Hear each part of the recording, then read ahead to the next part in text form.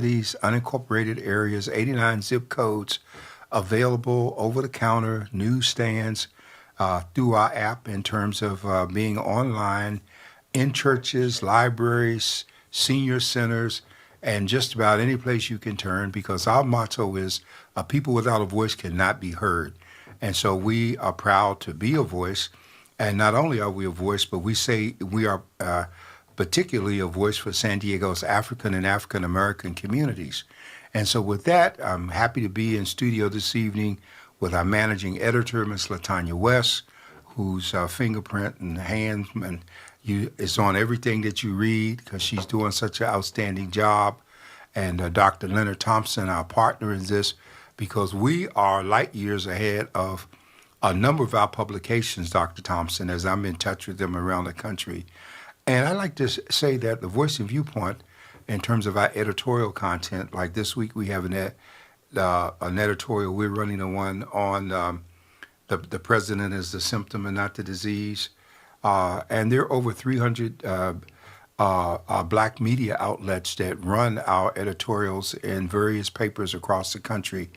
And so we know we have major cities that follow us and 184 countries that plug into the paper. And with that being said, we're going to have open mic time here this evening. If you wish to call in, our number is 858-251-6111, or you may go to godradio1.com, and Dr. Thompson will be able to take your questions or comments and bring you online as we do this open discussion. So, Dr. Thompson, here we are again. Yes, sir. Yes, sir. First of all, it's so good to be here with the both of you all. I just want to say again, kudos to the San Diego Voice and Viewpoint. Your news bites are off the chain. Oh, thank you. And I'm excited about that, and I'm also excited to see what it looks like to grow a legendary and a paper that has been around for quite some time, and still yet ever evolving.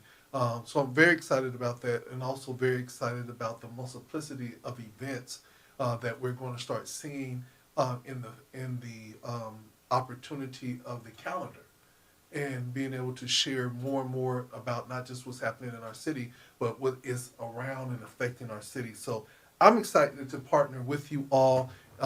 Every time we get together, we have a blast because we're doing it with purpose. And so tonight we're asking everybody, chime in. Let's talk. Let's have a good time because we have the lady herself, the managing editor, Miss Latanya West here. And you know, it's always a good time when Miss West come in. How you doing, Miss West? I'm doing great. Good. You make me feel so appreciated. Yeah. So tell us what's going on. I want to start. You know, I really want to get. I don't want to start off at the White House, but I do want to start off with this recent police shooting. You know, where they said the sniper took out the victim. I haven't heard a big uproar about it, but I watched the video, and he had a serious weapon, and I would have probably shot too, but it's always very traumatic that we're seeing this live on camera. You know, I have to be honest. I guess I've been at work too much the last couple of days because I did not hear about that. So tell us more, please, for those of us. I believe it happened not in our community. No. It happened up north, and they said that they thought that person might have had special needs, but he had a weapon and he was pointing the weapon, and he had already started firing shots. And so once he pointed at the officers, the snipers took him out. The thing that was unique for me is that he was shot by snipers and not officers that were being pointed at. That was interesting. Well, Yeah. that's not unusual, Dr. Thompson. That's protocol because at the point at which they probably brought SWAT in terms of it, they set up sniper locations, especially if there's a hostage situation or a weapon threat. And so the snipers will always have a better chance of taking the person out than the regular patrol people that are there. And so it's really not surprising from, but it's always a tragedy when we continue to lose life in that manner. And sometimes the situation is a matter of suicide by cop. And the person just decide that they want to die, and they're going to make the police take them out. And of course, they are willing to oblige. You can hold up a pencil and get shot by them. So to have a weapon is just something else. Another thing that I saw is this push for keeping Sunday parking free. And then, I really didn't pay a lot of attention to it. But Dr. Warren, as an economic man that you are, I started asking some questions that make you go, And I was like saying, well, if parking was free all this time and they didn't have to have parking enforcement agents or people that watch the meters, then if they start charging for parking on Sunday, then they have to bring all these people to monitor the meters. And so wouldn't it cost them more to bring people back to monitor the meters and pay overtime and to do this and to do that than they will actually make on Sunday? Well, there are three things here. First of all the parking meters make it very clear that they're Monday through Saturday. They're not on Sunday. And so the inference is that it's free because they don't list Sunday, number one. Number two, with this new parking enforcement law they have where you have to be 20 feet from the curve, I'm the beneficiary of one of those tickets. And the ticket in itself is $65, but then there's a $12 fee attached to the $65 fine that makes it $77. And so that's where some of that money will come in terms of bringing people back. But I don't think it makes sense to try and tax people for Sunday parking. And they already want to move parking up to like $20, for a day. Just make you pay the $20 flat as opposed to running back and forth. And the guy riding around, chalking the wheels the whole time. So the whole movement is to get you to stop driving cars. And the tragedy is that public transportation has not reached the level that it should be at, as it is in other urban cities that would make non-driving attractive to people. Yeah, and more than anything else is the fact that of how it runs. It don't run 24 hours. Exactly. And so you can't, if you miss that last bus, you just stuck. Yeah, and I think that that's a big thing that we have to be very mindful of. If we're trying to push people to public transportation, one, there's going to have to be more places for them to get it, but also it's going to have to run consistently so people can get home. Because if you go one place and get stuck somewhere. Well, Dr. Thompson, I can tell you from experience, is a lot better than it was 30 years ago. Oh yeah. Because 30 years ago, I can remember when I came here and I was working at this little convenience store, and once the last bus ran, I had to walk from Lameda Village, all the way down to Greenwood Memorial, where the property was there that I lived across the street from the cemetery. And there just wasn't transportation. And then when we got the trolley started cutting off at midnight, and people raised tremendous protests because a lot of the workers were Latino workers, and they were people from across the border, and it was a question of people getting back. And then it was down from midnight to 6 a.m., which was absolutely ridiculous. Yeah. And so San Diego still has that small town mentality that at 9 o'clock at night, in the grocery stores, they close one of the doors. I don't know what that's all about. Like a person can't just use the other door to rob the place, but they shut down. And so but it's gotten better because it used to be on a Saturday night at midnight in stores like Ralph's, before we had Food for Less, you couldn't buy a 6-pack of beer because they came out and put the covers over all the alcohol at midnight because they had blue laws. And so it's coming around, but it's a slow come around. So let's just update. What do we see as some of the major issues that are taking place in our city right now? I'm going to say how much time you got, huh? Yeah. Well, we got a lot of major issues. Your favorite one, and I'm going to be excited when they give y'all that $53 trash fee. I bind that into Jesus. Yeah, just bind it and receive it. You're going to get that trash fee. I've been paying for trash ever since I've been here, my business. So that's the issue for us. ADUs. But ADUs. before you go there, Dr. Warren, I just want to ask the question. I do understand that we need to keep people employed, but is it true that they could have privatized the trash pickup and we could have been paying $23 and we wouldn't have had to do any type of $2-3 million assessment to try to find out what would be the best price, and we could have been better off by going private on it? Sure, they could have just set it at $23 a month for starters with an escalation clause and say that $4 million that they wasted giving out a contract. That part. Yeah.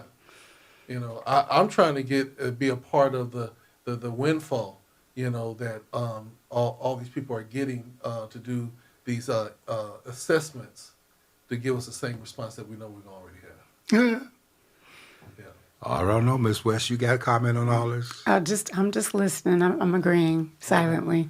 All right, so ADU. Let's talk about ADU. Y'all been having hot stories on the ADU and all the prices. Let's talk about It's it. controversial, and it's in areas where they just kind of want to dump on us and, you know, take advantage of the fact that people aren't necessarily as vocal about making sure that their neighborhoods are protected.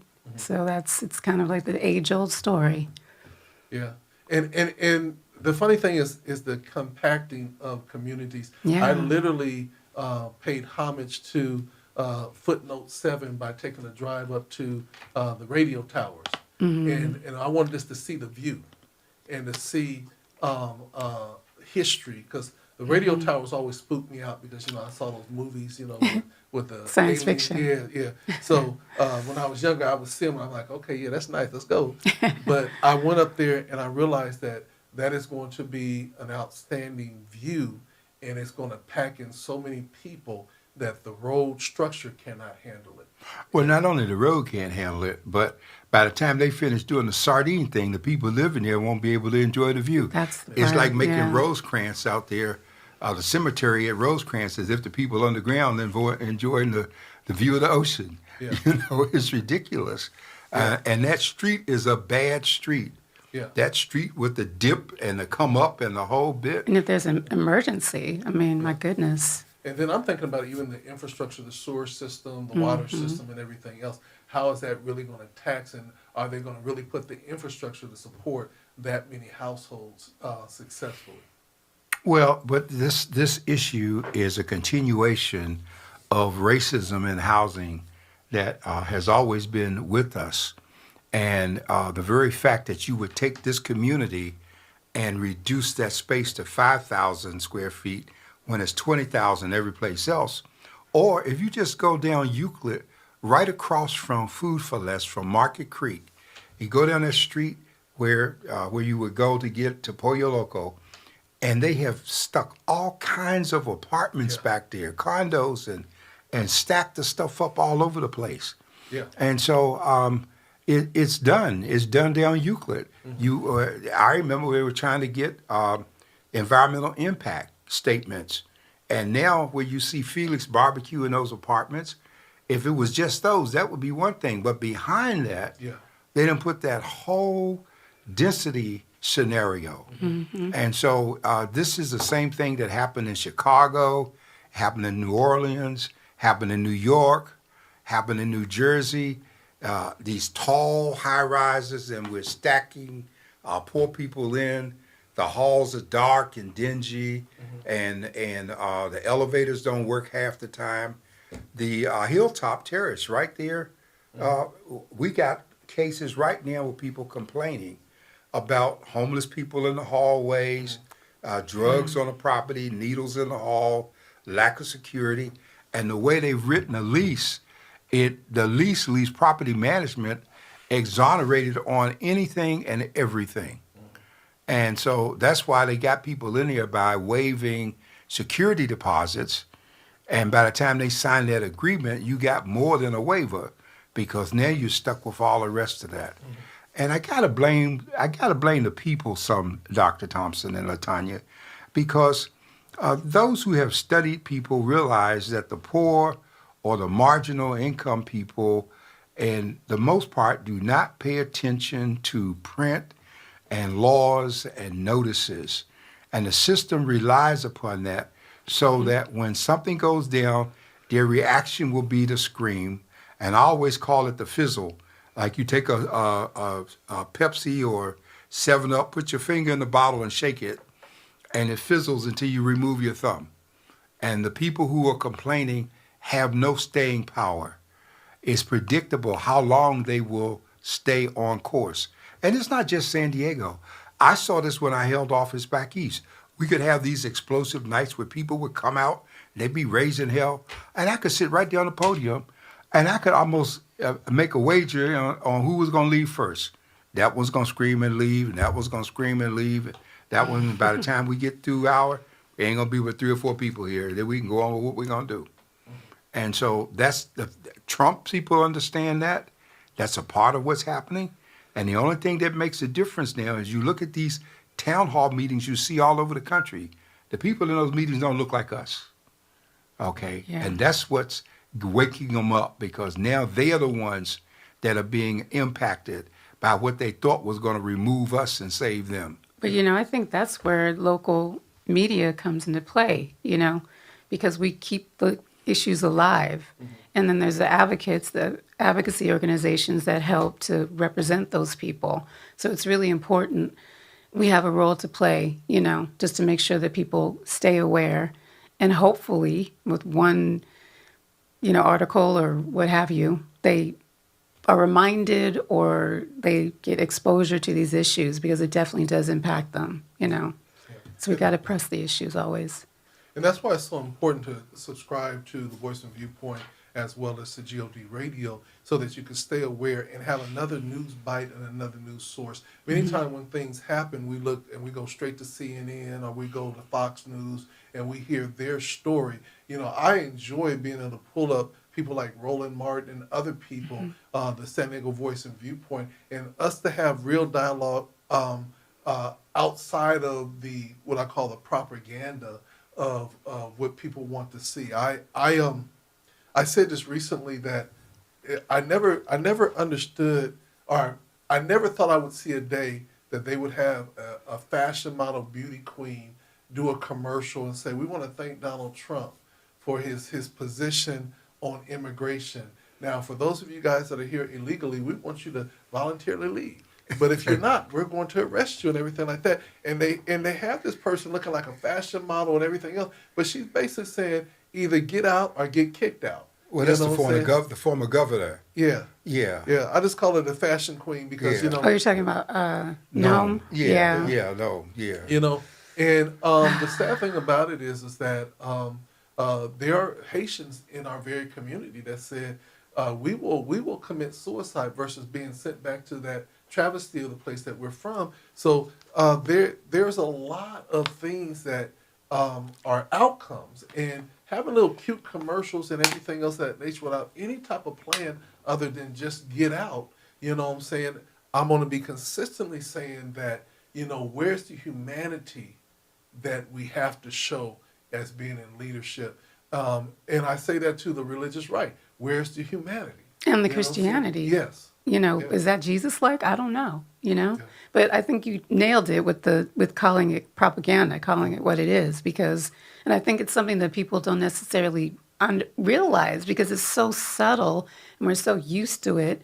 And this person who occupies the White House right now has been kind of prepping people for this since, 2015? Mm-hmm. So, and in our country, we're fortunate in the way we've been able to evolve as a country. We don't think about the fact that, wow, this is actually kind of what other countries deal with here. But propaganda is not the front of our minds. Like, wow, they're actually lying to us and trying to program us somehow, Well, what I like what you said is the person who's occupying. We're in an occupied state right now. And the person that's occupying the White House. Well, I try not to say the man's name if I can help it. Yeah, because if you say it too much, they will block you.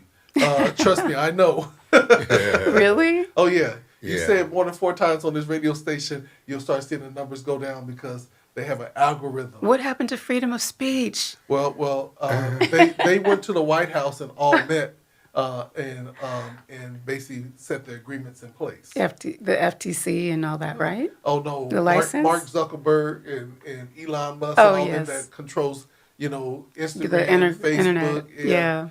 X, and everything else. It's a scandal. Yes, yes. It's a shame. They're letting all the secrets so that they can try to be even richer. Yes. But the bottom line is that eventually it's all going to backfire on them, because eventually somebody is going to get mad.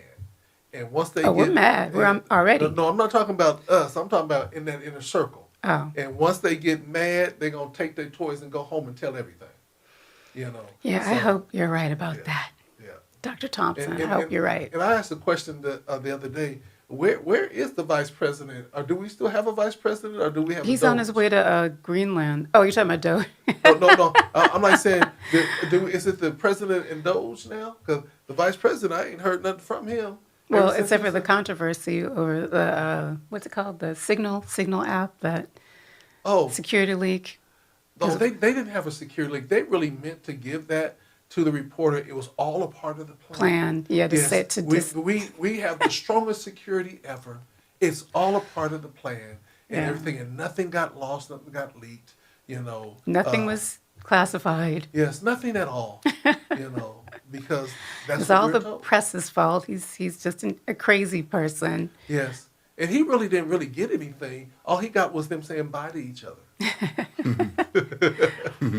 So we say that in jest, but it's going to be so important that we literally start doing our own fact checking. Exactly. And we start aligning with getting more than just the propaganda news sources, but look at more news sources and realize that we have to be free thinking and not just being told like babies, this is what you're supposed to think. And that's across the board. Yeah. That's across the board anyway, yeah? So, and just vetting your sources and really thinking about, okay, where is this coming from? What are their perspective? What did they report it on historically to know where they're coming from? Because it's humans write the news. Yeah. So they're going to have their biases in there, just this natural human nature. So where are these, outlets? What's their perspective? Where are they coming from? And then, weighing the pros and cons always, Yeah, and that's what's really important as we move forth. The college, I want to just talk about this.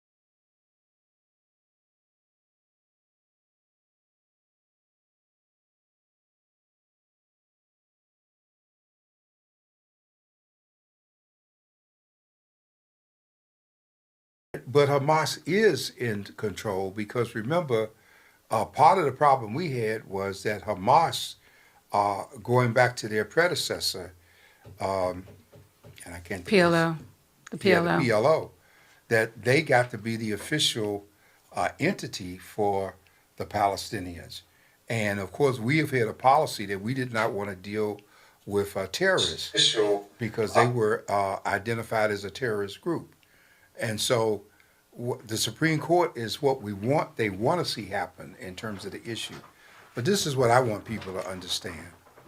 I don't want us to keep getting lost in this. There are about 140 lawsuits that have already been filed. I believe it's important, the protests that we're having, and the Democrats should speak up, and they should be vocal.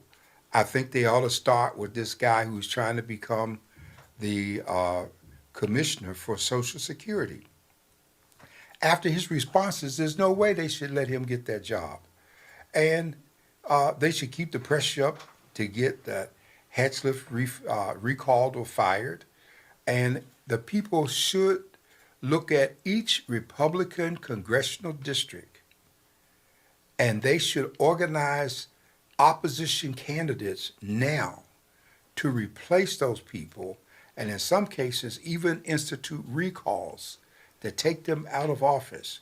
That's the only way to stop this thing, because the reason for trying to do it all in the 100 days is they knew it would be protests, but they figured they could do enough damage that we couldn't recover in terms of the judicial system being slow. Okay? And when you have the director of Homeland Security talking about he don't care what the courts think, I think that's just wonderful. I just think that they need to haul them in there and that the American people need to keep the pressure on. It was only the pressure that the New York Times brought by publishing the fact that the Secretary of Defense was about to give Elon Musk a top security briefing on China, when China is where all his money is. So I think that we have to keep the fire up. But for black folks, it's a double whammy, because not only must you be a participant as a American citizen, but you've also got to keep your eye on the impact of all of this stuff on your survival, which was already marginal in the first place. Yeah. So a lot is going on. I think that we're going to have to be very vigilant. But I want to move over to the voter. They're trying to change how we vote. Yeah. All votes got to be in on the day of the election. You got to show different IDs, and you got to prove that you're American and can vote and everything like that. So what we going to do, Dr. Warren? Well, we already know that that's not going to work, because we have seniors who are the backbone of the voting population, who cannot produce, many instances, birth certificates, who cannot get government IDs in terms of having the necessary documents handy to get it. I mean, if you're 80, 90 years old, it's not likely that you still got a copy of your birth certificate someplace. That's part of the plan, though, Yeah, because they know and that. that's the plan. And what you know. bothers me is at least one of the mainstream media's reports on this issue. They didn't go deep enough. They stopped at 23 million, I think it is, people who are in danger of not being able to vote with this new law that may come into effect. But they didn't say why they can't necessarily produce these documents. So anybody who's just, coming into the consciousness of this issue might be thinking, well, that kind of doesn't sound right. They already know why they can't produce them. That's why they put the requirement there. No, I'm saying the media, the mainstream media that's not going deep enough to say why it's an issue and why we need to fight for those people to have the right to not have to produce these documents on the day of and not have more time. That's the part, because otherwise it just makes it seem like, well, for those people who don't know, they could just make it seem like, well, okay, I guess if they don't have their documents, I guess they shouldn't have to be able to vote. Because the more information you have, you can make an informed decision about whether this is a good thing or not. Because it's about not having all the information to be informed about the issue. It would be nice to know, for those who are listening, what you think about this, okay? It's okay to speak up and to speak out. And everybody, can't be a passive participant, because I think it was Edmund Burke that said, in order for evil to expand, all good has to do is nothing. Okay. And so when we are quiet, we in effect give license to what's being done, and we in effect give consent because we're not speaking out about what's being done. And I think we need to harness who we are, how we spend our money, what the rules are that are being imposed on us, and how we're going to respond to this going forward. I think this is just critical. Yeah. So for those of you who are listening out there, this is your time to chime in. You can call us at 858 251 251 6111. Thank you so much. Boy, I tell you, it's been a day and everything, but I'm good. I'm with you. I thank God for the partnership that we know the number, but also for those of you guys that are on Facebook. Y'all chime on in. Don't just be sitting back and listening. And like they say in church, don't make me have to call you by name. Okay, here it goes. News is never a part of the solution, but the problem. They focus on the negativity. Now, I don't know how to take that because I give out news and I'm not always focused on the negativity. I think I focus on the situation, and I'm always open for solutions. What about you, Latanya? I would agree with that because I definitely am about solutions-oriented journalism. It's never about just stating what's happening, but what can you do about it? You know, giving you the information to make some kind of action with some resources. And I see how people like saying, because if you look at the news, normally they give you so much bad news at the front end that you don't even want to watch the other stuff. But I think also too, I think we've just been so fortunate in this country, and I say this because I was an exchange student my senior year of high school, so that just opened my whole world. First of all, where did you exchange to? I exchanged to Greece, Athens, Greece. So I was there for a year, and I learned the language, speak it, read it, write it, all that. I completely immersed myself in the culture, which is what the program was meant to be for. I live with a Greek family. Well, we got to ask another question since you was over there. Well, what was your favorite Greek food since you immersed yourself?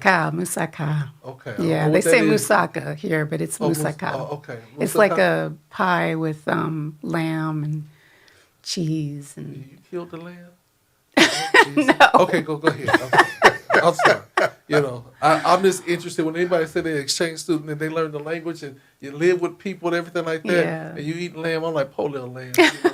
But I didn't see the lamb. I didn't see. Okay. But yeah, no, I mean, so I'm always, it just completely changed my life, you know, as an African American, and there's certain things that you just from travel anywhere in our country, outside of our country. So I'm always coming from that perspective. But I lost my train of thought. I was going to say something. Well, I'm going to jump in. I'm going to ask this question. Do you think that because of the stance that America has taken or our current administration has taken, that it is not safe to travel outside of America because Americans are seen as enemies versus as supporters? I would say be careful, definitely, because of the way unfortunately, the people administering our country right now, you know, are just, they're just not, they're not supportive of our allies. I don't know, they're playing by a different playbook that I don't understand. But it's not new. It's old stuff, you know. That's why 50 years ago they did a movie called The Ugly American. Mm-hmm. And Americans are arrogant in their travel. Yes, they're condescending. Yes. They're disrespectful. Some Americans, and most of the people like that are white Americans that treat people that way. Yes. Because people of color seem to have an affinity for each other, even though they might not speak the same language, they relate. And I saw that because many years I was in the travel business. And so I carried people of all races at different places, and it was always interesting to see how folks gravitated to those of us who look like them in terms of their attitudes. Now, I want to say something.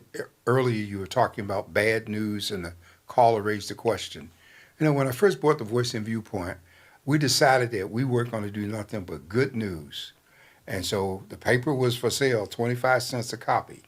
So we had good news on the front page, great things happening, and every week that we came out with the next issue, the paper from the week before would still be right where it was left because the people didn't want to hear no good news. And then one day we ran a story about Granny on crack, front page, okay, and couldn't find a copy anywhere. Everybody bought that, okay? And so what is news? North, east, west, and south. What people don't understand is that in a newspaper or magazine... Hold on, Dr. Warren. You just dropped that nugget that a lot of people don't know. Again, you said, what is news? The letters stand for north, east, west, and south. See, a lot of people didn't even think news was an acronym. Yes. Yeah. Yeah, that's dope. See, educational moment. Okay. And so it's an important acronym in terms of that. But the whole idea was that the copy was to dress up the ads, you see, and people are thinking the other way around. The paper was being printed to do the copy. And it was only in the early days when they were doing these scandalous sheets You can remember the magazines that you see in the grocery store. You know, a woman has an alien child. Everybody buys. The Inquirer. Everybody wants to buy. You know it's a lie, but everybody because people gravitate to bad Sensational news. and sensational Okay, news. and scientists have shown that if you make a bad rumor, that it will travel so many times quicker than good news because people are anxious to refer. So in this industry, the media knows that. That's why they ask stupid questions and they look at which way Trump understands this. And so he probably sets most of this stuff up as a distraction so that he can still, I mean, he just put out new crypto. And at last I checked, nobody had retired the emolument clause that talked about a president making wealth while he's in office. He's saying, oh, well, the hell with that. We're going to make all that we can, Billions. He stands to make billions. Yeah, the first time around, he had 500 businesses that he separated himself from. Yeah. This time, he ain't bothered to separate for nothing. Well, his children were benefiting in the Say first what? term. His children were benefiting in the first term, going Yeah. China deals and all that kind of stuff. And now, just let's go to the bank. Don't worry about it. Yeah. So my question is, how quickly do you think the tariffs are going to hit and affect our economy? They're already hitting. And, that old saying about when white America catches a cold, the rest of us get pneumonia. And so we're seeing it in terms of prices are going to go up. The egg prices are going up. The chicken is going to go up because of the 80 million euthanized birds going over. People, most of the cars, they got parts. Just look at San Diego and Tijuana about how many times the parts go back and forth across the border to assemble a car. And Trump is going to require payment on each journey. Same thing for parts coming in from Canada. So the people who are in business, they're not going to absorb those costs. They're going to pass them on to the consumer. And we're going to pay more for less. Yeah, we had said a very small avocado in the store was $2.50. I love avocado toast, and I make it quite often. And I'm really excited because I have friends with fruit trees, and so they come and they deliver avocados and lemons and orange, and I got friends with collard green trees and everything like that. What it's really telling us is that we got to go back to the olden days. I grew up and I remember when we moved into our house, the first thing my mom said, we got to plant some trees. We had an orange tree that gave us 3 oranges this whole entire life. We had a lemon tree that was anointed. It gave lemons forever. We had a plum tree that was good. And we had an apple tree that every now and then gave us some really good apples, but not the big ones, the little small, tiny ones. And we had a big garden, you know what I'm saying? And the thing about it is learning how to be more self-sufficient. And in this time, in this season, really is telling us to go back to what we know from the past and learn our history. And so that means that the Jack in the Box, McDonald's, and all those other places, we're gonna say no.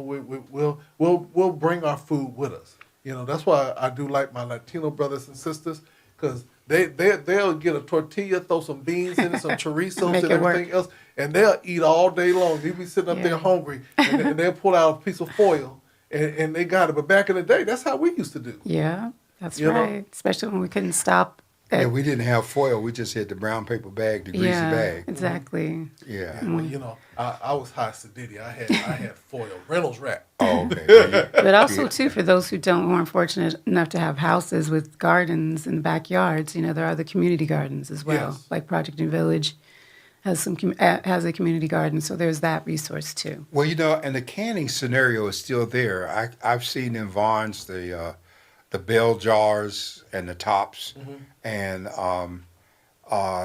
you got gardens like in Lemon Grove. They have that big community garden. People are doing things together like that, and so there are places where there are farms where you can go and pay so much and pick a peck or bushel of what you want, be it string beans or butter beans or tomatoes or whatever, and you take those things and wash them and what they call blanching them before you Yeah. put them in a jar, and you start making arrangements. So I've got some canned goods like that. They're making the preserves the same way.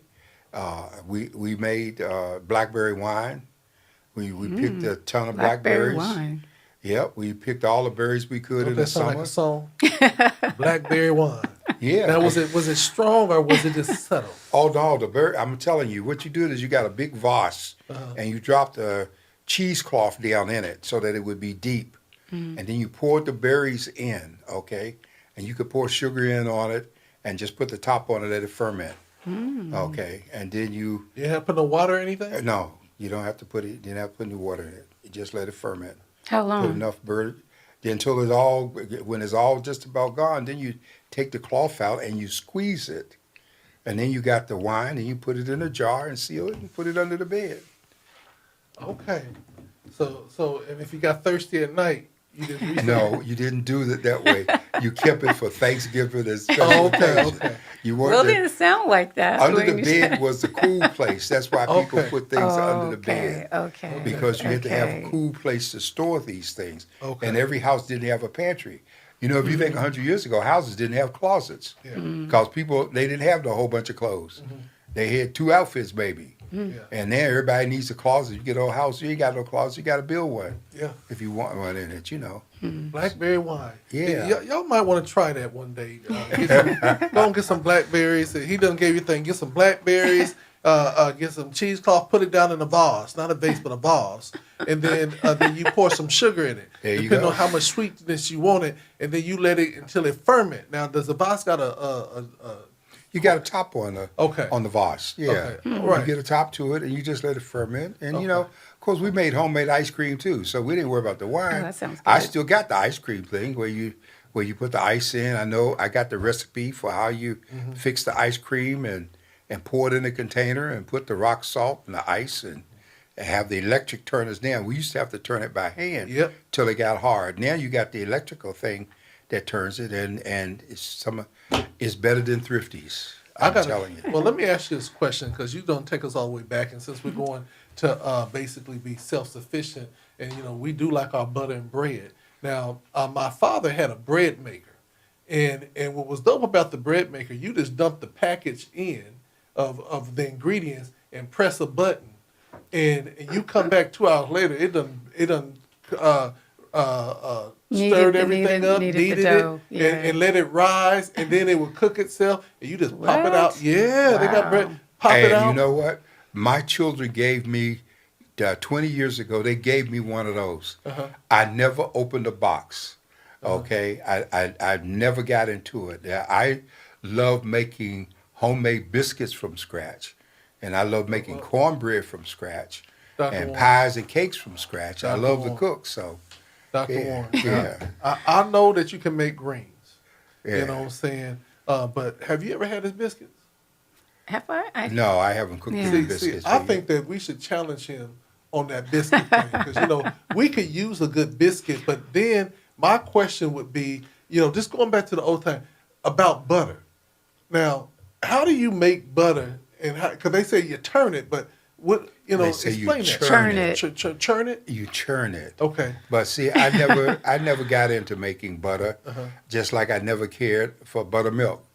Okay, and so I skipped over that. I skipped over buttermilk, and moonshine. I didn't know how to make those, but okay, other things. Well, one of our listeners said, "Yeah, the homemade ice cream will keep you regular." You know, so, you know, and I want to say this, and I want to say this because today I went to New Creation. They had a senior revival for the okay. next 3 days. They had because they're trying to get the seniors to be more engaged, so they decided to have a midday revival for the next 3 days. Okay. It was Pastor Ringo today. Okay. And I was very surprised to see about 200 people that had came out for the senior revival. Oh. And while I was sitting there, Dr. Warren, I had an epiphany that I was at the senior revival, but I was in good company because I guess I'm now a senior. And somebody said, you fit right in because you're a senior now. Yes, and I was you like, are. I said, and Dr. Ringo didn't help it anymore. He was talking all senior stuff. He talked about incontinence and product and everything else. And I'm gonna say that one of our listeners must be in that boat because she talking about being regular, and that's some of the things that the seniors talk about that they're excited about as they get older. So thank you for that. That gave us a good laugh. But I really love the fact that I saw all these seniors out that normally won't come out at nighttime. Yeah. And it was At something what time that- was it? At noon? It was at noon, and believe it or not, at 1:30 it was over. Is that right?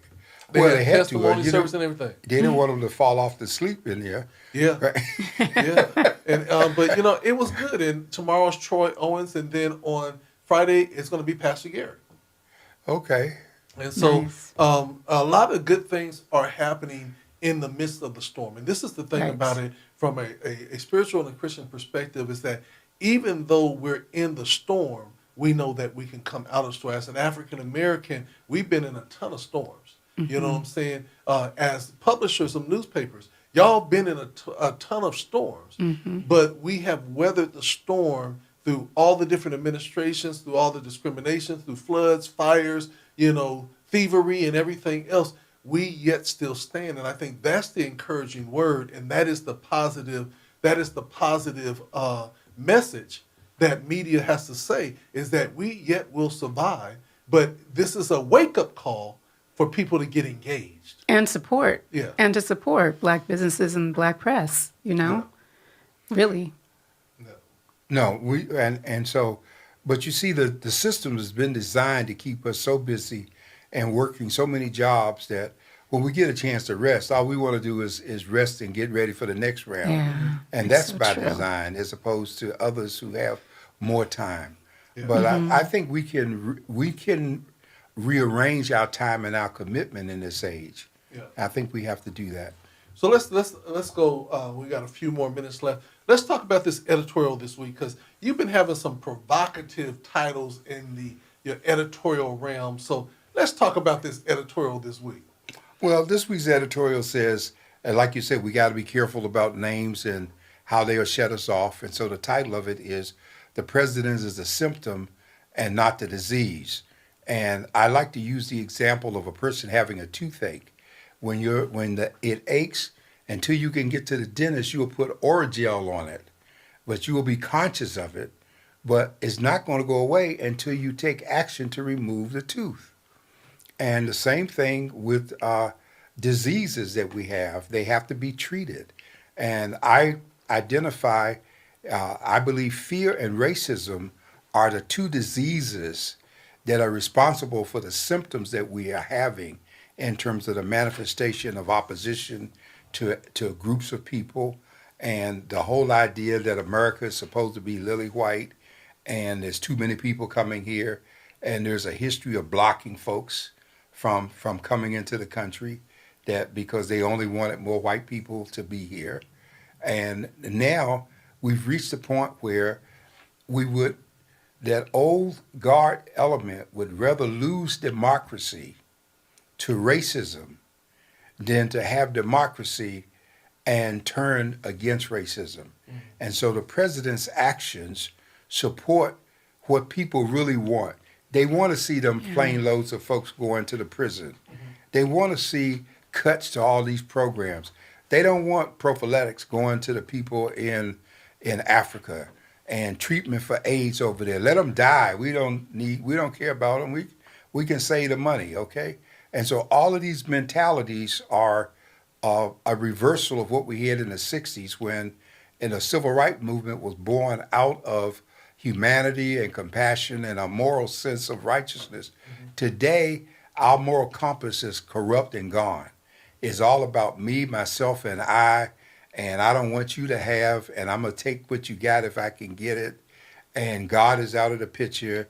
And we know that whenever God is removed, chaos follows. Yeah. And so these are the things we talk about in this editorial, and we hope that people will look at it and then examine the environment in which they live and see what things they see as a result of it. Excellent. And it's going to be not only in the Voice and Viewpoint, but over 200 other publications. 300 other media outlets around the country. Well, all right. We done went up by 100. We should say 200. Now we have 300. We still growing. Ain't that good? Yes, Yep. Yes. So, Miss Managing Editor, what are the highlights that we should be looking for in tomorrow's edition?